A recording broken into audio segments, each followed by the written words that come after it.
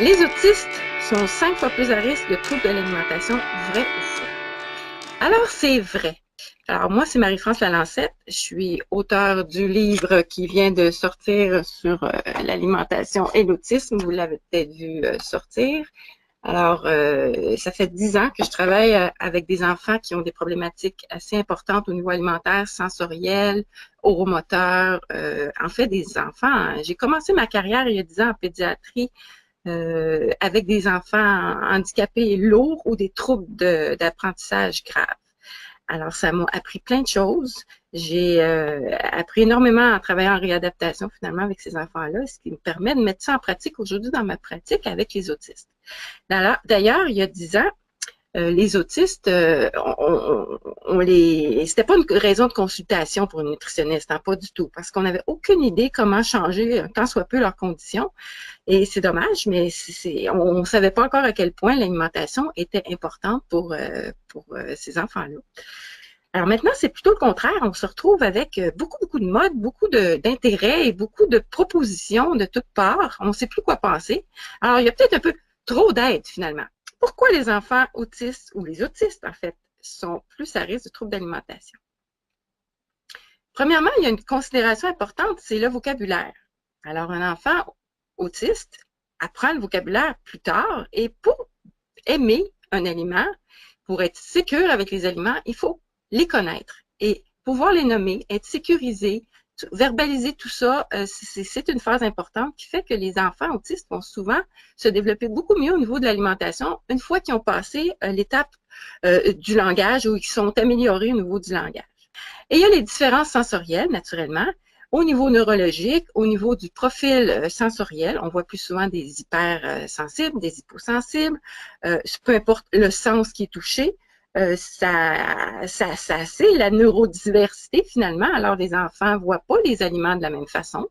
Et sans que ce soit bon ou mauvais, c'est une réalité. Ils sont différents dans leur façon de ressentir les sensations. Alors, ça les rend plus à risque de troubles d'alimentation parce qu'ils ne sont peut-être pas nécessairement toujours bien compris par rapport à ça. Et les parents, on n'est pas toujours, ou les intervenants, on n'est pas toujours capable de décoder comment eux voient ou perçoivent l'alimentation. Alors, donc, on commence avec des aliments acceptés justement pour cette raison-là, parce qu'on veut avant tout équilibrer à partir des aliments acceptés pour leur donner le temps de se développer sur le plan sensoriel. Parfois, c'est des prouesses d'essayer d'optimiser l'alimentation d'un enfant qui est sensoriellement différent ou qui a une rigidité alimentaire avec, mettons, 7 aliments. Mais dès le départ, il faut faire ça. Et à mesure que les aliments s'ajoutent, ben, le temps que ça prend, on est sécure, on est capable d'enrichir, on est capable de supplémenter s'il faut. On doit avoir cette rassurance-là que les enfants sont bien nourris dès le départ, même s'il y a une thérapie en cours pour les améliorer sur le plan sensoriel. D'où le rôle important d'une nutritionniste dès le début pour pouvoir justement pas attendre que tout ça, ça soit réglé pour avoir une alimentation qui comble bien les besoins. Parce que bien combler les besoins, ça veut dire un bon carburant au cerveau aussi, ça veut dire un bon métabolisme, ça veut dire peut-être moins d'irritabilité, parce que quand on a faim, on est irritable, un meilleur sommeil, parce que quand on a faim, on dort pas bien. Alors, il y a des conséquences finalement à ces différences sensorielles-là et l'alimentation plus optimale ou, je dirais, de prévenir les carences peuvent faire une différence. Alors, il y a aussi des différences sur le plan digestif. Hein? C'est de plus en plus connu. Les autistes n'ont pas la même, premièrement, ont pas la même flore intestinale. On ne sait pas encore pourquoi. On ne comprend pas trop pourquoi. C'est multifactoriel. C'est pas une seule des causes, mais il y a quelque chose là. Et en fait, c'est parce que l'intestin parle au cerveau. Hein? Alors, de plus en plus, on se rend compte de la connexion entre le berceau de l'immunité qui se trouve finalement au niveau de notre intestin et ce qui se passe dans d'autres parties de notre corps quand on parle d'inflammation, entre autres. Alors, les symptômes digestifs ne sont pas toujours présents. Le développement du cerveau dépend de l'alimentation. Et en fait, ben, quand il y a quelque chose qui ne va pas bien dans le ventre, ben ça a des répercussions ça peut avoir des répercussions un peu partout selon nos prédispositions génétiques. Alors, pour les enfants autistes, c'est le cerveau qui est probablement le plus prédisposé à recevoir ces cytokines-là, qui sont vraiment au niveau de l'inflammation, des médiateurs lorsqu'il y a un agent agresseur au niveau de l'intestin ou une flore intestinale qui est moins présente ou une perméabilité intestinale qui s'est installée à cause d'un petit peu tout ça. Alors souvent, les autistes, les symptômes digestifs ou les problèmes comme ça, que ce soit une intolérance ou quoi que ce soit, vont passer inaperçus. On revient au vocabulaire. Alors, c'est beaucoup plus difficile de savoir, d'avoir de l'emprise sur qu'est-ce qu'un autiste est en train de nous dire à travers son comportement parce qu'il ne verbalise pas toujours. C'est le cas de tous les enfants, mais je dirais que les enfants autistes sont bien connectés sur leur réalité et ressentent les choses, mais pour les communiquer, c'est pas toujours évident. Alors, donc, une flore intestinale différente, on dit qu'on sait, on reconnaît qu'il y a moins de bifidobactéries dans la muqueuse intestinale des enfants autistes, et ces bactéries-là sont bénéfiques. Donc, quand il y en a moins de celles-là, il y en a des moins bonnes qui prennent la place et qui font pas le même travail. Donc, le travail de protection de la muqueuse, le travail d'absorption de certains nutriments, tout ça se fait pas de façon optimale à cause qu'on n'a pas le même type de microbes dans l'intestin et on ne sait pas pourquoi. Il y a des facteurs déclencheurs variés, peut-être des virus, des thérapies antibiotiques, en prénatal peut-être même, on ne sait pas trop, on n'est pas capable de faire beaucoup de sens de tout ça, on sait juste ce qu'on constate. On constate les différences entre les autistes et les neurotypiques, mais on ne sait pas encore trop en quoi tout ça s'est interrelié. On sait par contre qu'un enfant autiste est plus souvent rigide. Alors, il mange moins de légumes, mange moins de légumineuses, il mange moins varié. Donc, il y a moins de chances d'avoir des bons prébiotiques pour entretenir cette flore intestinale-là. Et les prébiotiques, cette nourriture-là, finalement, qu'on mange à travers nos aliments qui nourrissent nos bonnes bactéries, ben, c'est un facteur essentiel pour le maintien d'une flore intestinale saine. Et aussi, ils prennent souvent moins de produits laitiers parce qu'il y a plus souvent des intolérances au lactose et à la protéine du lait chez ces enfants-là, ou les autistes en général, même les adultes. Alors, ça enlève une partie de bactéries bénéfiques qui pourraient être implantées dans l'intestin à cause qu'il y a moins souvent de produits laitiers ou, en tout cas, il y a plus souvent des exclusions de produits laitiers pour ces enfants-là. Donc, la perméabilité intestinale est augmentée chez les autistes, ce qui fait que l'intestin devient un petit peu comme une passoire à cause d'une flore intestinale différente, mais aussi peut-être à cause d'une sensibilité à certaines protéines qui deviennent un peu comme des agents agresseurs et qui viennent à séparer les petites cellules, on appelle ça les jonctions serrées, qui fait que, bon, il y a des choses qui peuvent passer, qui ne devraient pas pouvoir passer, et ça s'envole au côté. Le berceau de l'immunité étant là, ben c'est là que les cytokines, les médiateurs d'inflammation sont produits et vont pouvoir aller se répandre après dans des parties du corps à partir de l'intestin lorsqu'un agent agresseur pour une personne se présente dans l'intestin. Ceci étant dit, les grosses protéines qu'on parle, le gluten, le caséine, certaines personnes le soya, il y en a que c'est le maïs, on n'est pas tous intolérants à ça, pas du tout. C'est vraiment question de prédisposition génétique. Le truc, c'est de savoir lesquels le sont et lesquels ne le sont pas, parce qu'on peut vivre avec des symptômes parfois, donc on n'est pas capable de faire de lien encore avec ça.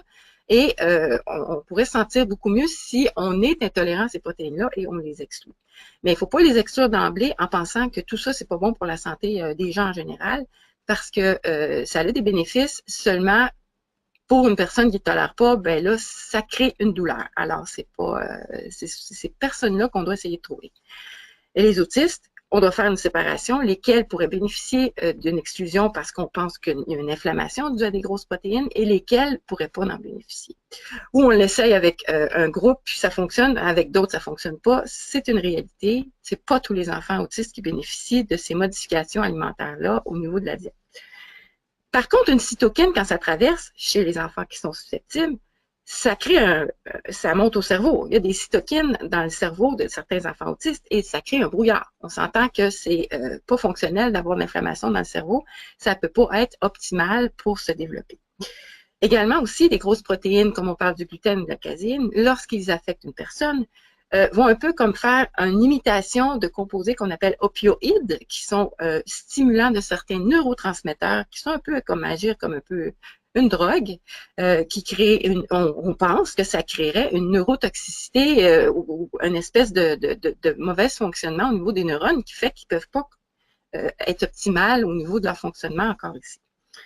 Alors, tout ça, c'est à l'état dans le fond, de recherche. Il n'y a rien qui est facile à prouver là-dedans. C'est vraiment des hypothèses, mais c'est des pistes dont on sait déjà beaucoup de choses et que la recherche va nous en dire plus aussi dans les prochaines années, c'est certain. Il y a des études de longue haleine qui se passent depuis 20 ans, qui vont bientôt sortir au grand jour.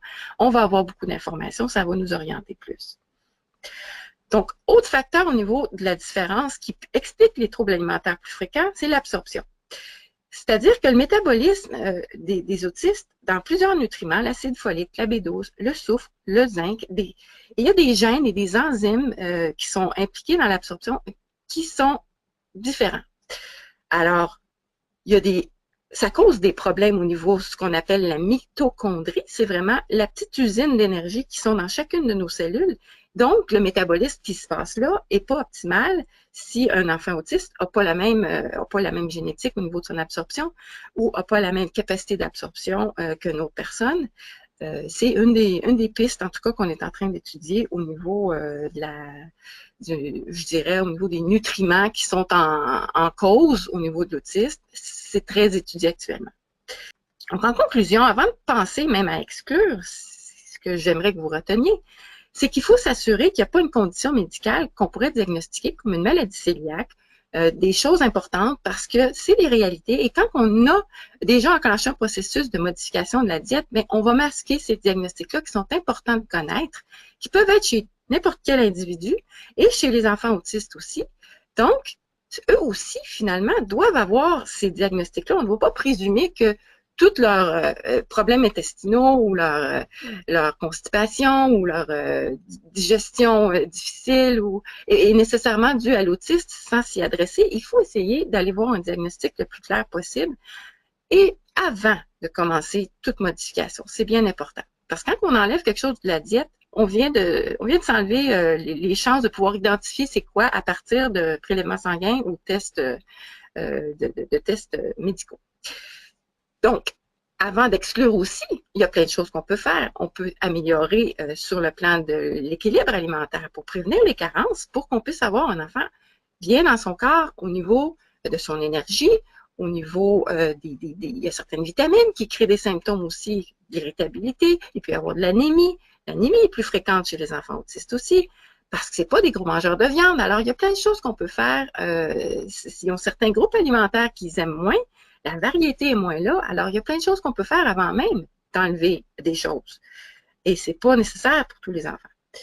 Il faut minimiser l'inflammation aussi si on veut, en équilibrant aussi le ratio oméga-3, oméga-6, en ajoutant peut-être des aliments qui sont bénéfiques au niveau de la prévention de l'inflammation, en transformant moins l'alimentation aussi, parce que certainement notre alimentation actuelle est probablement pro-inflammatoire par rapport au reste de la planète ou à la Méditerranée, où on est dans un mode industrialisé quand même assez, je dirais, intense, et on commence à voir l'impact de cette façon-là de manger sur l'inflammation. Alors, il y a de quoi faire là. Et en bout de ligne, à la fin, c'est effectivement se rendre compte que l'enfant semble présenter plus des symptômes d'origine digestive et qu'on pourrait le soulager en excluant un certain groupe. Alors, il faut exclure seulement ce qui est coupable. C'est pas vrai que tous les autistes sont intolérants et c'est pas vrai que tous les autistes intolérants sont intolérants aux mêmes choses. Alors ça, c'est vraiment important, un suivi personnalisé, quelque chose qui n'est pas du sur-mesure, de ne pas tout enlever et de dire oui, ça va bien, mais oui, mais on a tout enlevé. Quand c'est pas nécessaire de tout enlever, on n'enlève pas tout. On donne à l'enfant les chances le plus possible, finalement, d'avoir tout ce dont il va avoir besoin aussi pour se développer sur le plan social, de l'intégration, parce qu'une diète d'exclusion, ça a des conséquences autres qu'alimentaires et autres qu'au niveau de la santé. Ça a des conséquences au niveau de la qualité de vie. Alors voilà, c'est à considérer donc avant de prendre une décision. Mais en bout de ligne, ce qu'on veut, ça aiderait à quoi au juste d'améliorer l'alimentation d'un enfant autiste? Ça n'aidera pas à en faire autre chose qu'un autiste. On ne guérit pas l'autiste. Mais on peut avoir un autiste heureux qui ne souffre pas, qui dort bien, qui est capable de se développer à son plein potentiel, finalement, c'est ça qu'on veut avec tous les enfants et ces enfants-là aussi. Et selon leur potentiel et à leur rythme, donc tout à fait dans les limites de ce qu'on est capable de faire dans la réalité des familles. C'est ça l'approche au niveau de l'alimentation. Ça doit être très global et personnalisé. Alors, c'est pour ça que mes services à moi sont plutôt flexibles, je vous dirais. Ça peut être long, ça peut prendre du temps, il faut collaborer avec plusieurs spécialistes, mais ça vaut la peine d'optimiser l'alimentation et de ne pas faire ça par soi-même pour pas allonger le processus trop longtemps et faire un peu, finalement, vivre à l'enfant des ambivalences, hein, des retours et des allées. Et aussi pour en avoir le cœur net, si on décide de s'engager dans une voie, de le faire bien et pour pouvoir dire, OK, c'est réglé, si ça ne marche pas, je peux passer à autre chose. Et si ça fonctionne, ben j'ai un guide, j'ai quelqu'un qui va m'enligner dans la bonne voie et il n'y aura pas de carence en bout de ligne. Le groupe Facebook permet de s'encourager aussi entre parents parce que je pense que c'est important aussi d'avoir, à un moment donné, un repère et d'avoir un soutien. Alors, c'est ce que j'offre et j'offre un spécial au niveau du mois d'autisme, 25 $ si vous entrez le code promotionnel avril 2017 sur mon programme Manger c'est sans sac.